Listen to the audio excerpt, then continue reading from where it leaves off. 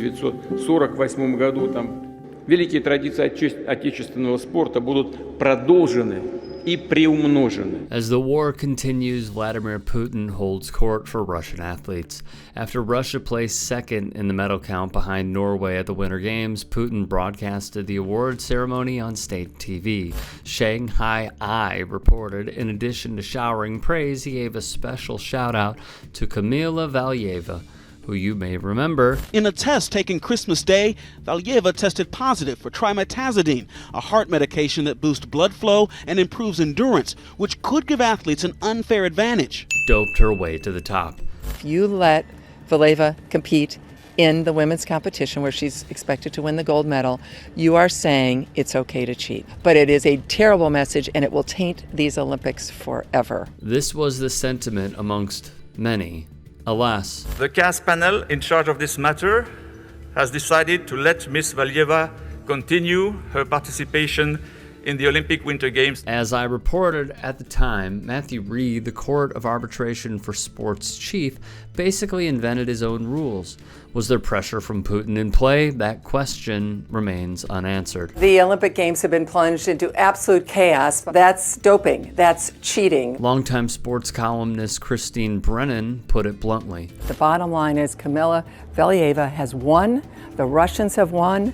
And unfortunately, the cause for clean doping is taking a huge hit. Although she stumbled in the individual event and did not reach the medal stand, she won gold in the team event. Here is what the Russian dictator said of Valieva. Конечно, вся страна, поклонники фигурного катания во всем мире по-особому переживали и за Камилу. Она выбрала в свой талант все сложнейшие элементы фигурного катания, его пластику, красоту, мощь и нежность. Своим трудом вывела спорт на высоту настоящего искусства. The last part is chilling. Such perfection cannot be achieved dishonestly. It comes from a man who has overseen state-sponsored doping using athletes as pawns in his geopolitical game for world dominance. Yulia Stepanova, Russian champion, world-class athlete turned whistleblower. Branded a traitor in her motherland, she and her husband helped to expose cheating in Russia on a colossal scale. She began secretly taping her coaches, officials and fellow athletes on her mobile phone. In this recording, her doctor boasts about how his drugs have turbocharged her performance. After the recordings aired on German TV, the Stepanovs left Russia. Now living in the US, they've received little support. Yulia's whistleblowing got a colder reception in Russia. The Kremlin called her a Judas. The press attacked her as a rat and a traitor. Online, some even called for her execution. Vitaly Stepanov and his wife Yulia, a world-class runner, blew the whistle. They still live in exile. The independent WADA report made it pretty clear that there was a state-sponsored cover-up in Russia.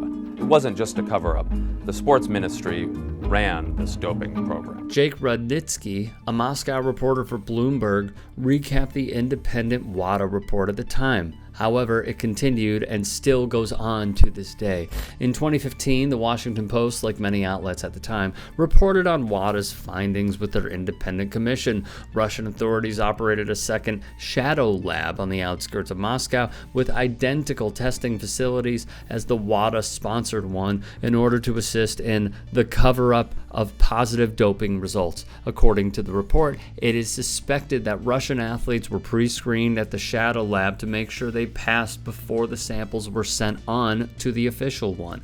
While some athletes participated willingly in the doping, others who resisted were informed they would not be considered as part of the federation's national team for competition. One Russian marathoner told WADA investigators she was forced to pay a percentage of her earnings to representatives of Russia's track and field federation to help her avoid positive doping tests. The developer of the Russian doping program, Dr. Grigory Rodoshenkov, spoke with Scott Pelley for Sunday's 60 Minutes to discuss how cheating still plagues the games. He fled to the U.S. in 2015, with files on that program. Rodchenkov, seen here in 2018, currently also lives in exile in an undisclosed location after blowing the lid on Russia's state-sponsored doping.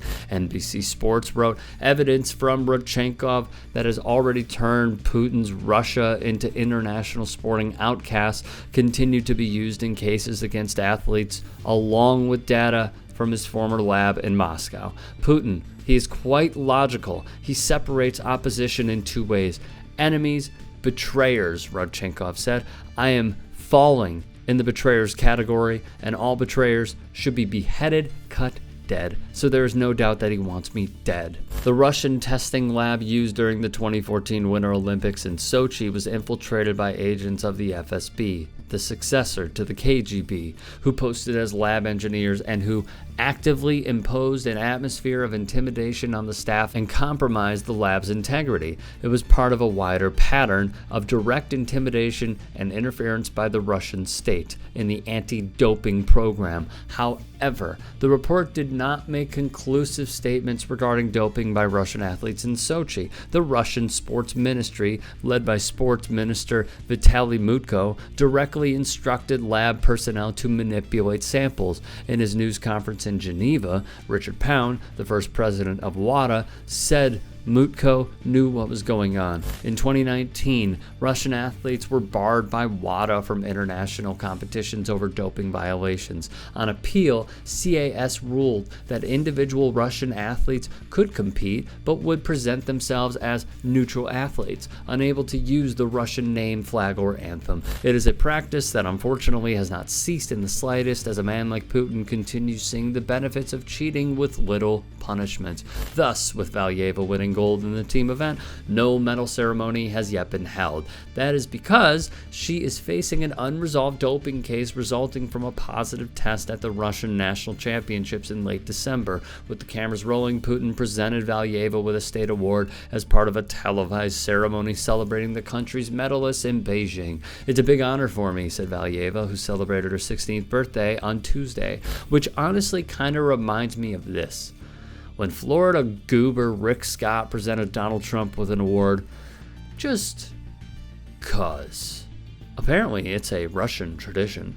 Recently, ice hockey's governing body, the IIHF, has announced that the 2023 World Championship will be moved away from St. Petersburg, with an alternate host to be announced during this year's World Championship, which will take place in Finland. The International Skating Union, or the ISU, said on Monday that Russia and Belarus would not be allowed to host any international skating events in the current climate. Putin has said Russia should set up their own events in their place. The canceled competitions need to be compensated with our own new formats, and we can get it done fast, he said, adding that Russia should invite international athletes, clubs, and teams to take part.